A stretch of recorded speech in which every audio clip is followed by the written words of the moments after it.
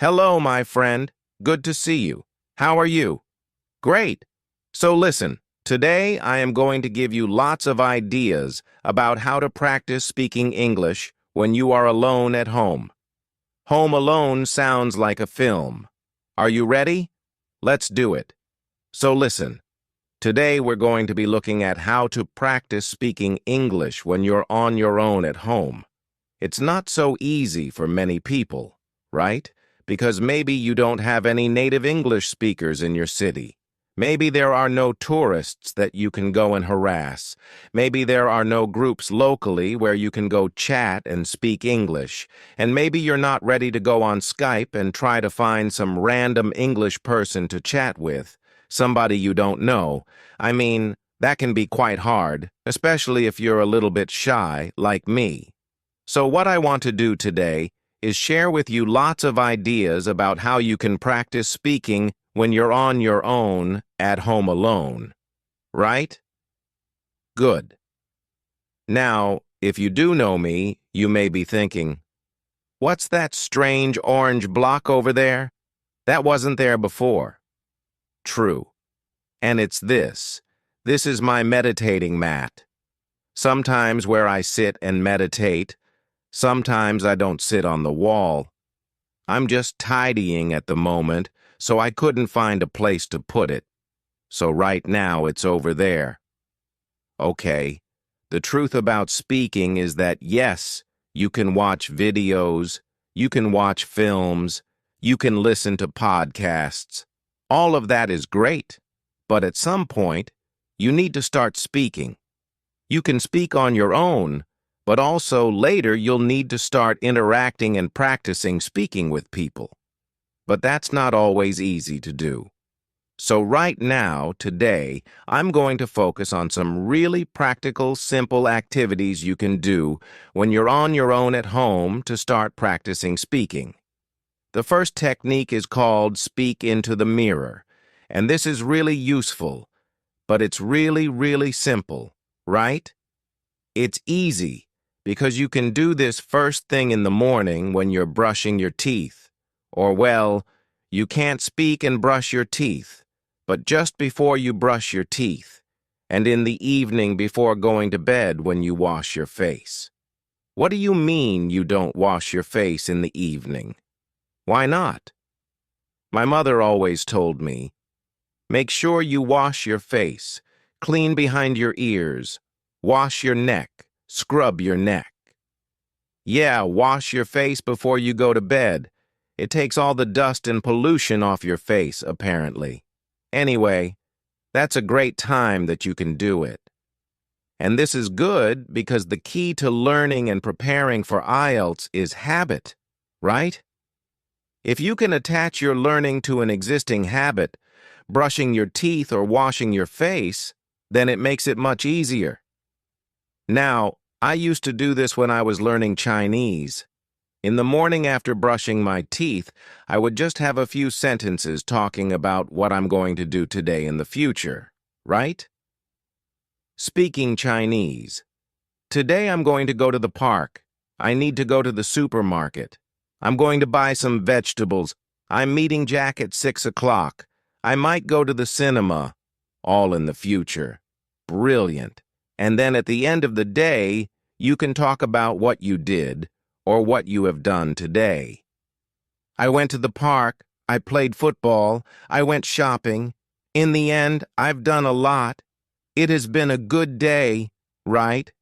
Past tense, present perfect as well, so you can see it's actually great to practice different tenses.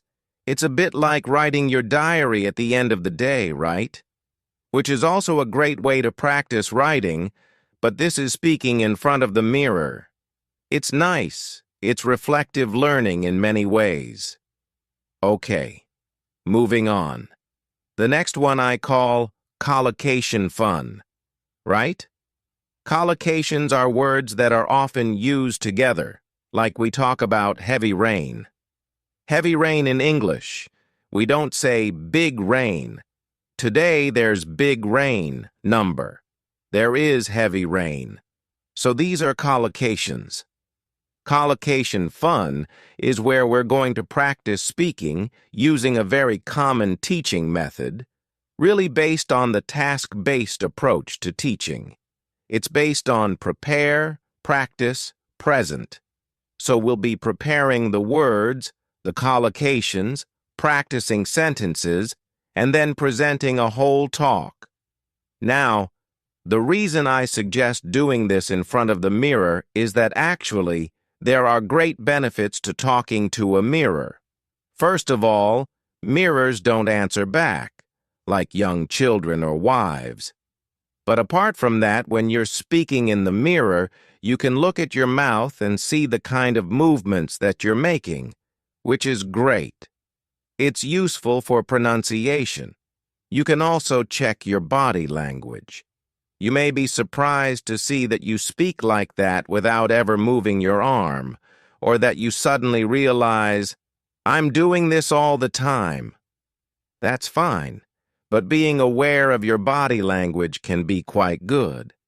And also, you feel like you're talking to someone. Many people I know, and this happened to me, I practiced for a long time with a book, and when I went to speak to somebody in the foreign language, it was like a shock seeing this face in front of me. Oh my God. But practicing with the mirror, you get used to a face in front of you, right? So it does help. So let's look then. Prepare, practice, and present. Preparing, what I suggest you do here is take a topic, right? A recent topic we were studying in the live lessons was science. Then get some collocations. You can use your course book if you want. You can get onto the internet, or you can go to my channel and watch other content like How to Learn English, My Struggle to Learn English, and others, etc. in here, right? You've got free video lessons. You can go through the free video lessons, and there is a recent one on how to learn English. So you can just listen, right? Download the video. Yeah, we want to download that. And then find in there all the collocations. Look, you've got the notes here. And here you've got collocations, you've got idioms, you've got loads of stuff. And what I would do is take maybe 6 or 7 collocations or idioms like exact science. It's not rocket science. Or to be on the same wavelength. And that's the preparation, right? That's step 1. Step 2, in front of the mirror, just make a sentence with it, right? Exact science? Well, parenting, bringing up children is not an exact science. Cooking is not an exact science. Frying an egg, it's not rocket science. It's actually quite easy, right? Then I'm just practicing sentences here. And then in the end, after practice comes present. I take one of the old Part 2 questions around science, maybe something like, describe an area of science you're interested in, and then start to talk about it for maybe a minute, trying, if possible, to use some of these phrases and sentences, right? So you may say something like this. Describe an area of science you're interested in. Well, okay. I guess an area I'm interested in actually is cooking, and I know it's not an exact science, but I guess it's a branch of science, a branch of food science maybe, right? And I am interested in the science behind cooking. I think it's very interesting. I know with cooking, when you heat things up, they change. And when you mix different things like sugar and vinegar, you get different levels of acidity and chemical reactions happen. So I think it's really interesting, right? I think chefs and scientists are really on the same wavelength because they're trying to experiment, discover new things, whether it's cooking or new dishes, things like that. I know cooking isn't rocket science, but I am interested in how it works.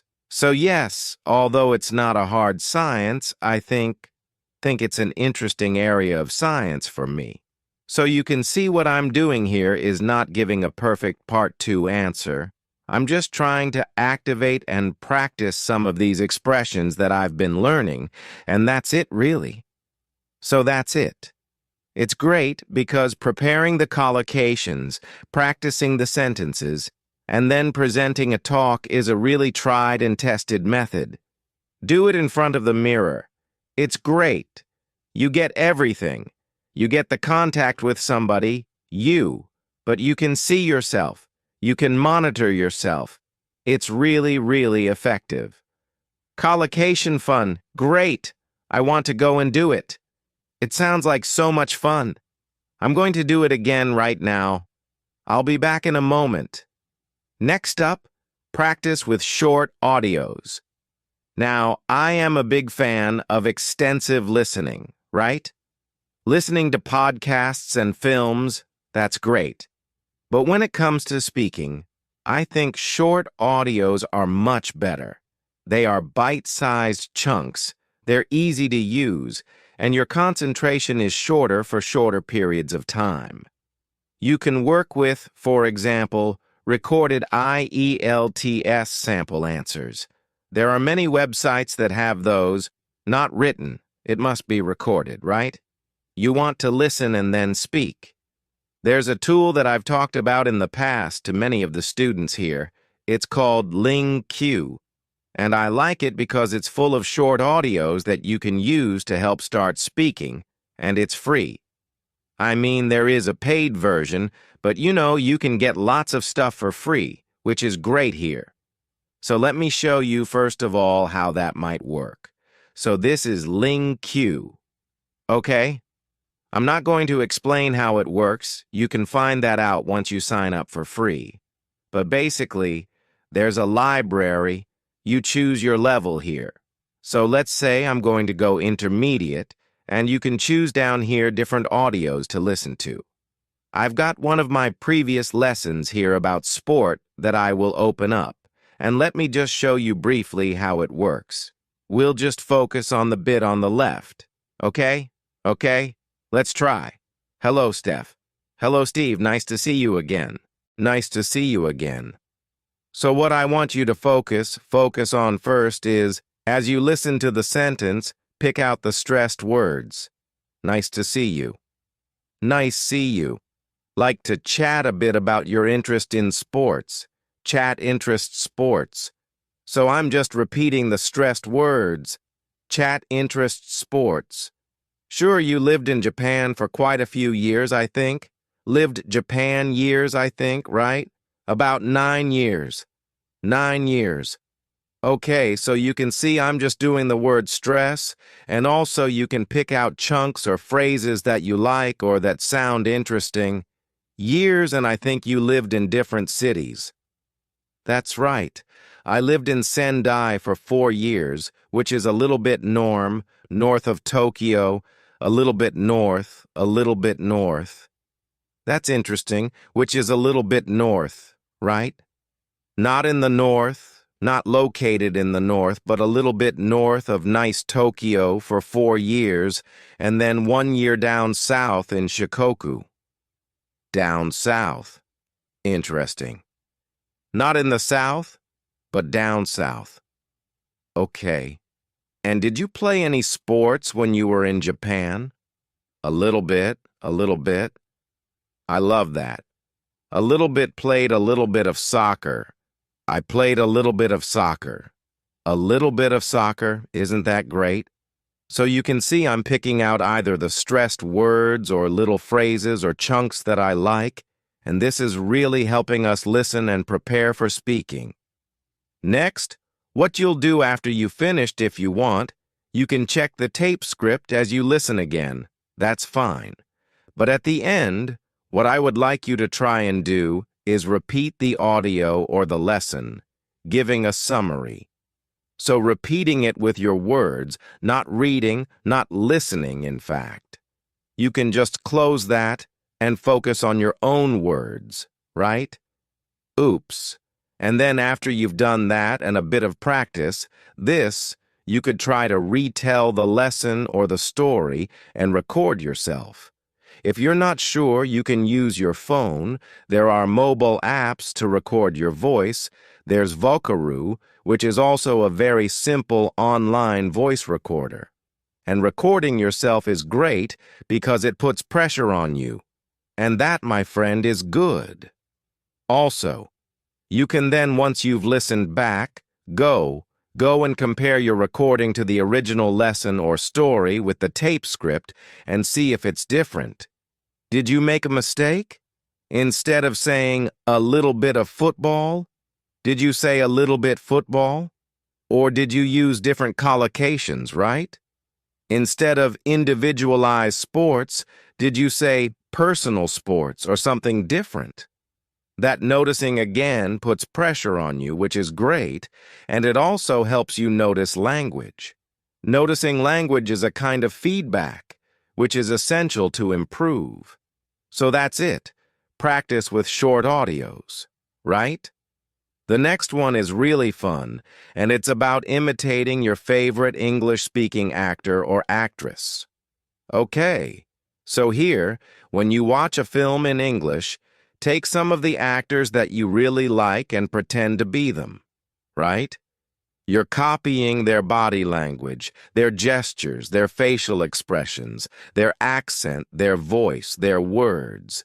You're copying everything. Why does this work? Because it's all about identity. A key part of language learning is your identity as an English speaker, and as students, we often have a mask, or we can create a mask that we hide behind when we speak a foreign language. This can be very, very helpful to reduce anxiety or stress, especially if you're shy or you don't want to. You're embarrassed of mistakes and of not speaking correctly. When you have this mask to hide behind, it doesn't matter because you're being somebody else. And it's great fun to do this with actors and actresses. Is that actress or actresses that you like? Let me show you a very, very simple example. There's a great actor called Rowan Atkinson. You may know him for Mr. Bean, but he plays a myriad of characters. One of the recent ones is Johnny English, right? Let's have a look at Johnny English. I'm not sure. Let me clear up the uncertainty for you. You haven't, right? So it's that, taking the character, trying to do the voice and the whole body, and you become that character. And you can do that when you're practicing. Speaking on your own, right? You probably don't want to do it when you're out and about at the shops or speaking to foreign people. Hello, they'll think you're Johnny English. They'll think you're mad. But when you're having fun at home, it can be a great way to practice. So that's it. Imitate your favorite English-speaking actor. The next one is to send audio messages, right? Now, if you're using Facebook, WhatsApp, or other social media that have a chat facility, often we send text messages. You probably send them in your own language, but you could think about sending them in English, right? And go a step further. Send an audio message rather than a written message because that will be practicing your English, okay? You can do this if you have some friends who maybe speak English or family members. You can have a bit of fun with them, practicing sending messages to each other in English or any other language, right? I mean, we do this sometimes. It can be quite fun to do. And the great thing about sending audio messages is it's not like a live phone conversation where the pressure is there. You have time to prepare, to think about what you're going to say, to record it. And if you don't like it, delete it. Record it again. But it doesn't have to be perfect, right? It's just about practice, not perfection. Practice, practice. So sending audio messages is a great way to do it. Next up, imitate the English foreigner. Now, I'm sure most people can imagine or know how English people speak your language, right? If you've got tourists or you've met people from other countries who speak your language, how do the English people speak your language? take that sound, that accent, and start to use it. So, for example, let's imagine I'm Spanish, right? And I'm thinking, so how do English people speak Spanish, right? They don't speak perfectly. They speak with an English accent, right? So the Spanish person would try and speak Spanish with the English accent, right? And then switch to English but keep that accent. Hello, how are you? I'm fine, thank you. Can you hear that? The same pronunciation and accent. It's easy to switch and suddenly my English sounds English. It sounds great, right? That's it. I'm doing an example with Spanish, but you could do it with any other language, right? Think how English people speak your language. Speak your language with that accent, and then switch to English keeping that British accent or English accent or American accent.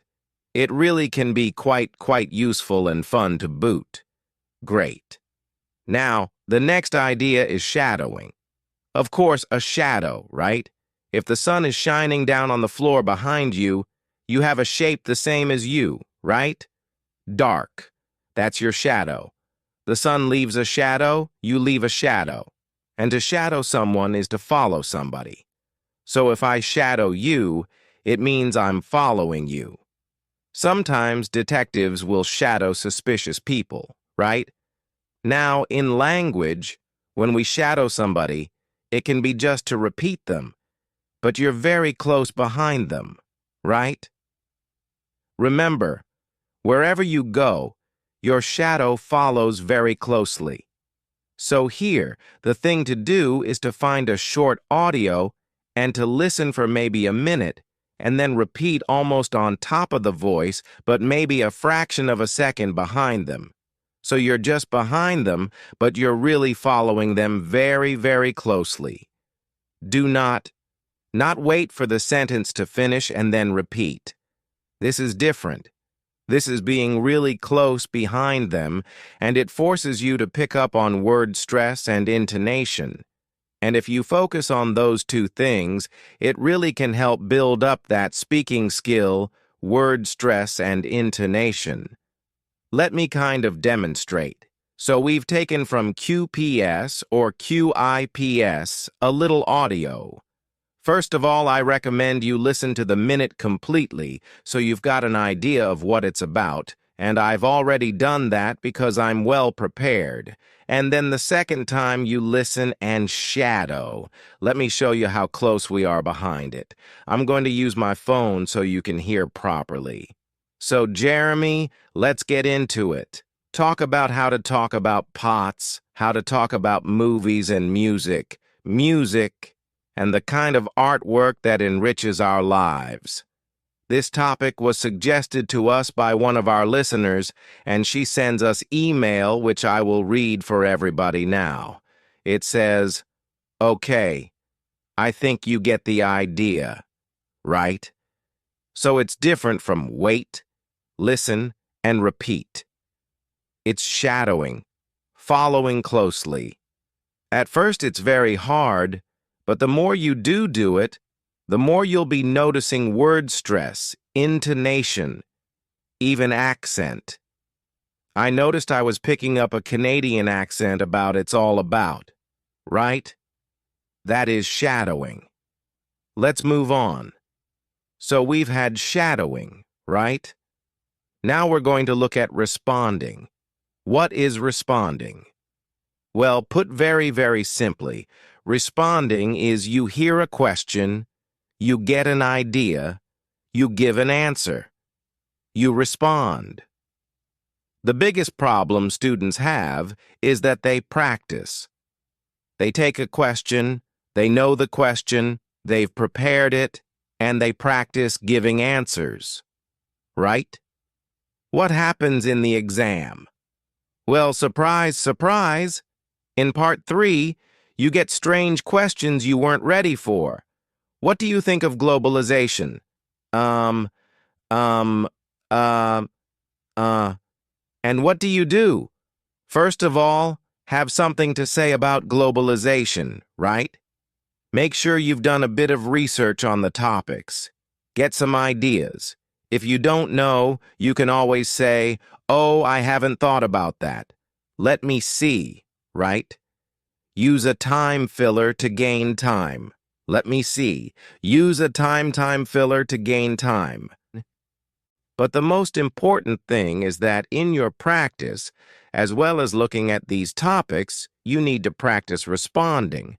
Because in part 3 in the exam, the biggest problem students tell me is, "I didn't have an idea. I didn't know what to say. I wasn't expecting that. I just couldn't get my ideas out and speak."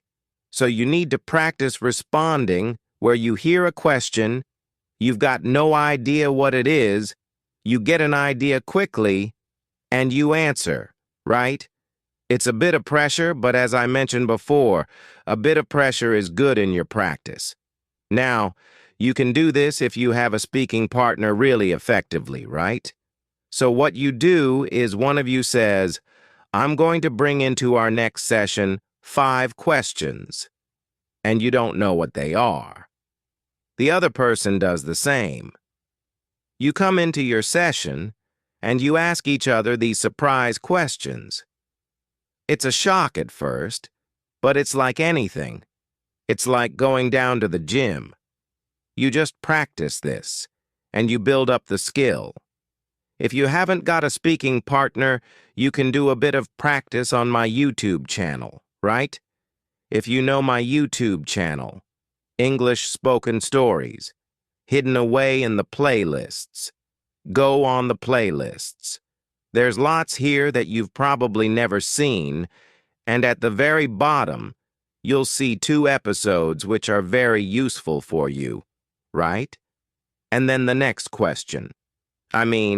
Let me just play it for you. And you'll see. Let's press shuffle, and it plays automatically. Do you like your hometown? Oh, that's a good question. Do I like my hometown? Yeah. I think my hometown, Manchester, which is up in the north of England, is a very attractive place. There are lots of restaurants and shops. It does attract quite a few tourists as well, and they often come in to see the industrial landscape or the football pitches. We have a famous football team called Manchester United. Do tourists like to visit your hometown? Yeah, there are quite a lot of tourists who come to visit my hometown. So you see what's happening, right? It's just automatically asking me the next question, and I practice responding because I don't know what the questions are. It's shuffle, random, so you can practice that. You can also make your own, right? Set up your own YouTube channel. Don't worry about people finding it, they rarely do. And you just put some questions up with a gap for the answer, and then shuffle, and Bob's your uncle. Fantastic. That's it. The next suggestion is describe what you are doing. And I know a lot of teachers suggest this as a way of thinking in English, right? So when you're out and about, when you're out and about, maybe in the park, and you're seeing different things, you describe what you see. Now, I suggest you start with words, right? So there you are, out and about in the park, and you see, oh, bicycle, person, path, trees, bag, woman, phone. And you're using words, right? And then, right as you're walking around the park, you make collocations, little chunks of language, right? Riding a bike, a long path, a cluster of trees, the woman glued to her phone, picnic, having a picnic, maybe, right? And then you go on to make sentences. Okay, this is a bit like that prepare, practice, present we mentioned earlier. So you're going from words to collocations to sentences, right? Oh, there's a man strolling in the park. There's a woman riding a bike. And also, there are lots of trees. There's a woman glued to her phone, and she looks like she's about to have a picnic. And you go on and on and on, right? Great. You can do it in any context. You can do it at home or when you're out at the shop, wherever. Now you may think, and you may say, yeah, but Ariel, you can't go around the streets talking to yourself. People will think you're mad. Well, yes and no, right? Nowadays, put these on, right?